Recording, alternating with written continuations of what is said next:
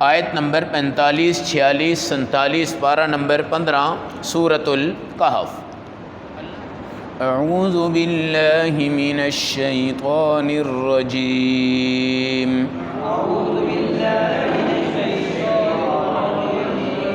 बिस्मिल्लाहिर रहमानिर रहीम।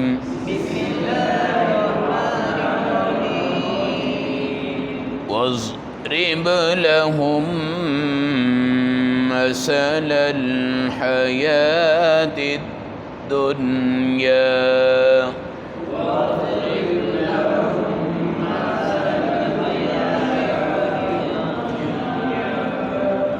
कमाइन अंज़लनाहु minus समा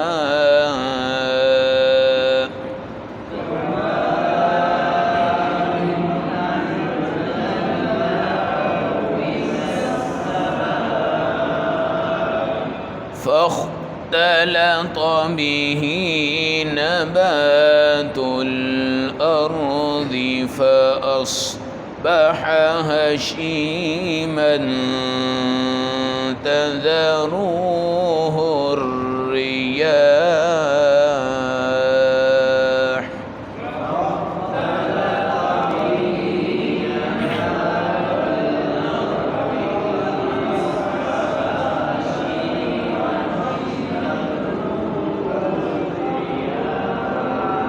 وكان الله على كل شيء قديرا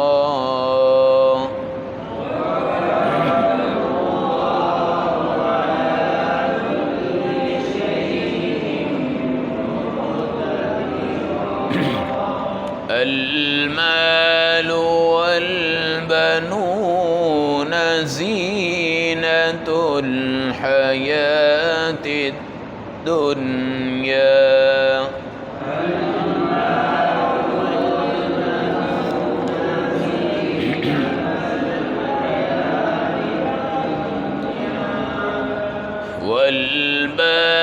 والباقيات الصالحات خير عند ربك ثوابا وخير أملا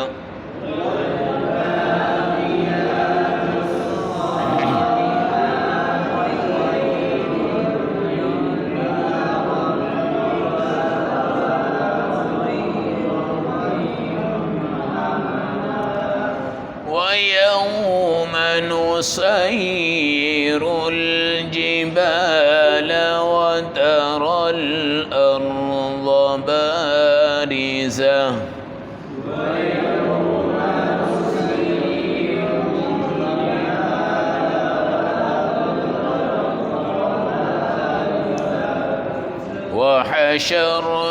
وحشرناهم فلم نغادر منهم أحدا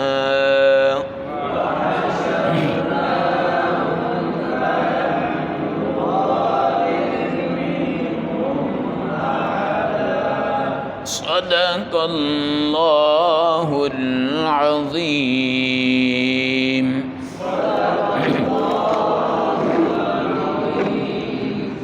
तिलावत करदा आयात मुबारका का तर्जुमा।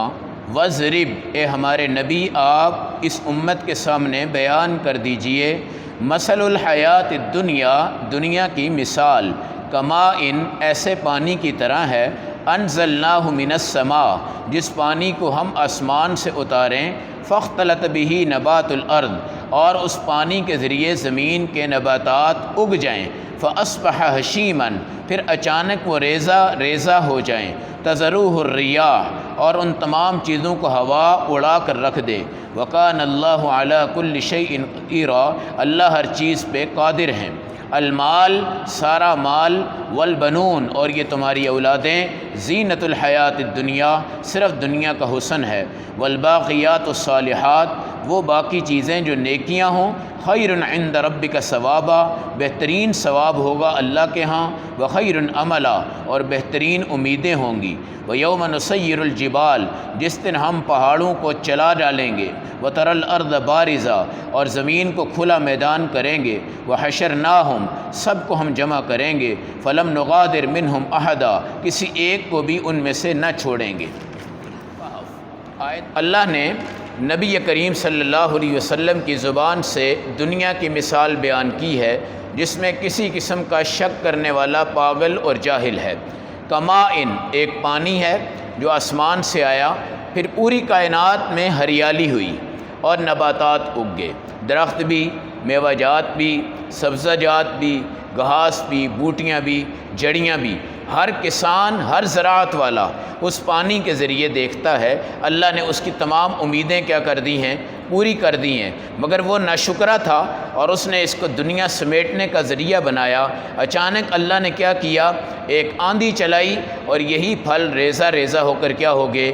تباہ ہو گئے۔ اور یہ بات صرف کہانی کی حد تک نہیں ہے، بلکہ سینکڑوں مقامات پر ایسے مقامات ہوئے ہیں اور اس طرح ہیرو کے زیرو بنے ہیں۔ مالدار غربت میں گئے ہیں، بڑے بڑے امیر ترین لوگ کیا ہوئے ہیں؟ ڈوب چکے ہیں، بالخصوص زلزلوں کی صورت میں، آندھیوں کی صورت میں، طوفانوں کی صورت میں، ہواؤں کی صورت میں۔ جب قوم عاد نے اپنی کھیتیوں پہ فخر کیا اور غاروں اور چٹانوں میں کیل اور میخ اس کے ذریعے سوراخ کر کے محل بنائے ہیں، آج بھی ان کے موجود ہیں محلات، اور دنیا میں ان جیسی کاریگری آج تک کائنات میں انسانوں میں کسی کے پاس نہیں تھی۔ اور اللہ رب العزت نے آج بھی ان کی نشانیاں رکھی ہیں۔ جب ہوا آئی ہے تو وہ اپنی ان چٹانوں میں اندر داخل ہوئے اور اپنا غلہ لے کر بھی اندر چلے گئے ہیں، تو اللہ نے ایسی ہوا اتاری ہے جو ان چٹانوں میں سوراخ کرتی گئی، کسی کے دل پہ لگی، کسی کے دماغ پہ لگی، کسی کے غلے پہ لگی، کسی کی عورت پہ لگی، کسی کے مرد پہ لگی، اور وہ سارے اندر کے اندر کیا ہوئے؟ تباہ ہوئے۔ اور اللہ طاقتور ہے، اور طاقت لگا کر کسی کو تباہ کرنا یہ خدا کی شان ہے، اس لیے اللہ نے ان کو کیا کیا ہے؟ تباہ کیا ہے۔ آج قرآن دیگر آیات میں کہتا ہے فَهَلْ تَرَىٰ لَهُم مِّن بَاقِيَةٍ، مجھے بتاؤ کوئی ان میں سے کوئی باقی بچا ہوا ہے آج؟ اگر ہے تو ہم اس کو دیکھتے ہیں کہ وہ کیسے بچ گیا ہے۔ آج کی دوسری آیت کہتی ہے المال والبنون زینت الحیات الدنیا، مال، بچے یہ دنیا کی زینت ہیں، اور جو باقی ہیں وہ نیکیاں ہیں۔ دو چیزیں ہیں، ایک دنیا ہے، ایک آخرت ہے۔ ایک انسان دنیا میں مال بناتا ہے، زینت بناتا ہے، دیوار بناتا ہے، گھر بناتا ہے، گاڑی بناتا ہے، کوٹھی بناتا ہے، پلاٹ لے لیتا ہے، جو کچھ بھی لے لیتا ہے، اور بے وقوف آدمی ہے، 60-70 سال کی عمر میں کہتا ہے جی میرے 100 سال کی زندگی کا سامان بن چکا ہے، اور وہ دنیا میں بڑی بڑی امیدیں لگا کے بیٹھتا ہے۔ اور ایک وہ آدمی ہے جو اس دنیا میں رہ کے آخرت کو دیکھتا ہے، یہاں پہ فقر بھی ہے، غربت بھی ہے، بھوک بھی ہے، پیاس بھی ہے، کچھ بھی نہیں ہے، پیدل چلتا ہے، کھدڑ پہنتا ہے، ٹاٹ کے کپڑے پہنتا ہے۔ اب دو نظریں ہیں، ایک دنیا پہ، ایک آخرت پہ۔ دنیا والا اگر کوٹھی چمکائے گا تو دنیا مٹنے سے کوٹھی مٹ جائے گی، دنیا والا اگر گاڑیاں بنائے گا دنیا مٹنے سے گاڑیاں مٹ جائیں گی، دنیا والا اگر اپنے مکان کو پینٹ کروائے گا تو جب دنیا مٹے گی تو پینٹ بھی مٹ جائے گا۔ دنیا والا کچھ بھی کر لیتا ہے وہ دنیا کے لفظ کے اندر ہے، جب دنیا فانی ہے تو اس کی تمام چیزیں کیا ہیں؟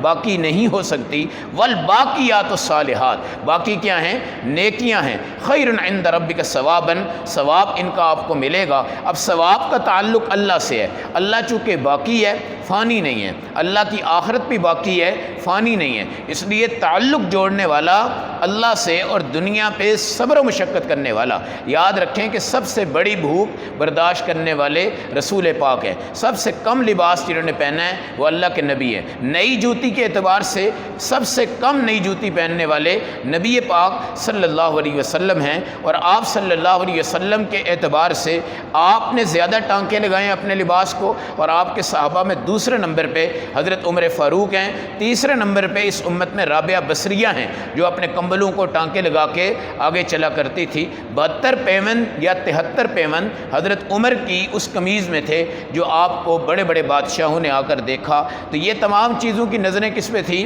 آخرت میں تھی، اس لیے آپ نے ایک دن دیکھا کہ ریشم کا لباس آیا غنیمت کے مال سے، تو صحابہ اس کو ٹٹول رہے ہیں اور دیکھ رہے ہیں اور ایک دوسرے کو کہہ رہے ہیں کتنا خوبصورت ہے، کتنا خوبصورت ہے۔ اللہ کے نبی نے ایک دم سے فرمایا لمنادیل سعد خیر من ھذا، میرے صحابی ہیں سعد بن معاذ جن کی موت پہ اللہ کا عرش ہل گیا، اور ان کے لیے اللہ نے جنت میں ریشم کے جو ان کو رومال دیے ہیں، وہ رومال اس ریشم سے کیا ہیں؟ اعلیٰ ہیں۔ تو اس لیے وخیر عملا، بہترین امید بھی کہاں پہ ملے گی آپ کو؟ آخرت کی نیکی پر ملے گی۔ ویوم نسیر الجبال، جس دن پہاڑ چلیں گے، ایک پہاڑ اس وقت گر جائے اور سلائڈنگ ہو جائے نا تو راستے بند ہو جاتے ہیں، علاقے بند ہو جاتے ہیں، اس وقت یہ سارے پہاڑ ایسے چلیں گے کل اہن المنفوش۔ اور روئی کے جو گال ہوتے ہیں، روئی آپ نے دیکھی ہے جب ہوا آتی ہے اڑتی ہے، جو کپاس ہوتی ہے، کپاس کو آپ زمین پہ رکھے پیچھے سے آندھی آئے تو ایسے آسمان کی طرف وہ کیا ہوتی ہے؟ اڑ جاتی ہے۔ اب یہ چٹانیں، یہ کیٹو پہاڑ، یہ دوسرا، یہ بابو سر، یہ تیسرے، یہ چوتھے، یہ سب روئی کے گالوں کی طرح پس جائیں گے۔ نسیر الجبال، رکیں گے نہیں بلکہ چلنے شروع ہو جائیں گے۔ اور یہ پہاڑ ایسی چیز ہے، اللہ نے زمین کو جب بنایا تو وہ ٹھہری نہیں ہے، اللہ نے اس کو ٹھہرانے کے لیے پہاڑ رکھے ہیں، پھر پہاڑوں کو ٹھہرانے کے لیے اللہ نے درخت رکھے ہیں۔ اب جب پہاڑ اکھڑتا ہے تو درخت اکھڑتے ہیں تو پیچھے سے سارا علاقہ کیا ہوتا ہے؟ اکھڑ کر تباہ و برباد ہو جاتا ہے۔ یہ دیکھ لیں وَيَوْمَ نُسَيِّرُ الْجِبَالَ وَتَرَى الْأَرْضَ بَارِضَةً، اور زمین ننگی ہو جائے گی۔ ننگی کا کیا مطلب ہے؟ اب یہ پلازے ہیں، ادھر بلڈنگیں ہیں، ادھر پردے ہیں، یہ تمام چیزیں ملیا میٹ ہو جائیں گی۔ حدیث میں آتا ہے کہ جس طرح پیڑا ہوتا ہے نا آٹا، آٹے کو آپ بیلنے سے لمبا کرتے ہیں، تو اس طرح کائنات میں بیت اللہ پہ ایک پانی کا بلبلا بنا اور پھر اس کے بعد اللہ نے اس کو پھیلایا ہے کائنات میں۔ پھر قیامت کے بعد یہ سمٹ کے آئے گی اور یہ سب ظاہر ہو جائے گا۔ اور بارزہ، ایک عرفات کا جو میدان ہے وہ حشر بنے گا اور اس کے اندر چار دیواری بن جائے گی، اور یہ ہو جائے گا پھر وہ سارے اس چار دیواری میں ہوں گے۔ آج بھاگ رہے ہیں نا جی، آج بھاگ رہے ہیں۔ آپ نے دیکھا کہ مجاہدین اسلام کی محنتوں سے اللہ نے افغانستان میں کس طرح کی کامیابی دکھائی ہے، اور آج وہ طیارے لے کے بھاگ رہے ہیں، ادھر بھاگ رہے ہیں، ادھر بھاگ رہے ہیں، اور کسی کو جائے پناہ نہیں مل رہی۔ اس طرح دجال جو ہوگا وہ بھی جب آئے گا تو اس کے اوپر بھی جب حملے ہوں گے تو وہ بھی چھپے گا۔